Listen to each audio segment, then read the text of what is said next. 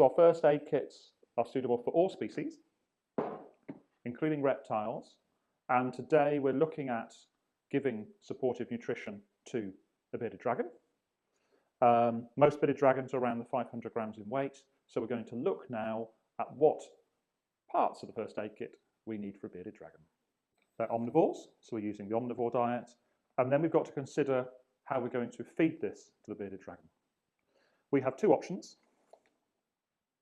We can use our glue spreaders, which are brilliant for them. Or for a bigger animal, you can use our tongue depressors. We recommend wrapping that with bandage so it's soft so they don't damage their teeth. We then need to look at the size of our bearded dragon. We're going to be selecting a stomach tube, going for slightly larger for this individual. We're going to use a 2 ml syringe for this bearded dragon. We're using the omnivore diet. For the reptiles, we recommend handling them with gloves. So we've got gloves in your first aid kits to really reduce the risk of disease transfer from you to them or from them to you. So for the bearded dragons, when you're handling them, there's probably 2 or 3 points of danger for them causing damage to you. Biting is possible, scratching with toes is possible, and they may sort of wiggle their tail at you as well. They're fairly innocuous, and to be fair, you can use some quite hands-free or compassionate handling with the bearded dragons. They're very good, very accommodated as pets. For this animal, she's been watching me, knows I'm here, got my gloves. We probably can just encourage her out. We want to support body weight, make sure she's nice and happy. But if we're going to tube feed or get medication into her mouth effectively for treatment, and in fact, in this bearded dragon, we've got some pinworms, which is very common. So what we've done here is we've mixed in basically a deworming product in with the food. So again, so she doesn't regurgitate it, so we can get her treated for parasites, can't we? Mm-hmm. So for that, we're probably going to transfer her into a towel, and we'll need a firmer grip of front legs and the body. This really is a 2-person job to do that. That's what we're going to do next. So we've got the towel ready for the bearded dragon. We're going to gently wrap that round her, including her feet and her tail, leaving the head out for me. Then she can sit there and have a little cuddle in a towel, can't you? Yeah.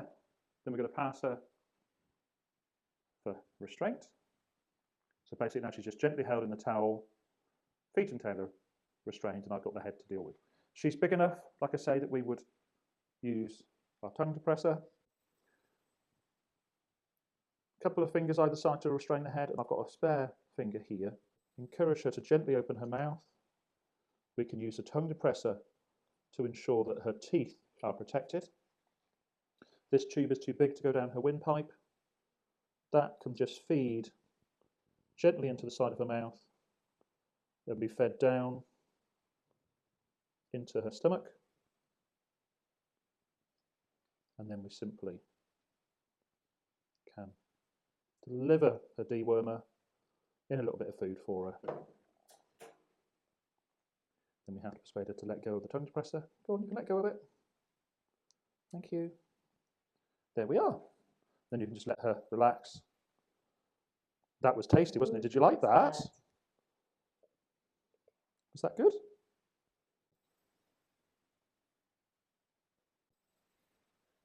Okay. Yeah. If you are going to try and syringe in food as opposed to stomach tubing them, you're going to have a syringe, and you can, again, just wrap them gently in a towel. But here you're trying to encourage them to take the food voluntarily. And you can see it can be quite challenging to do so. You've really got to just get them at the right moment and then basically trickle some food in from the syringe that way. There we go. Are you okay? Yeah, that gone down okay?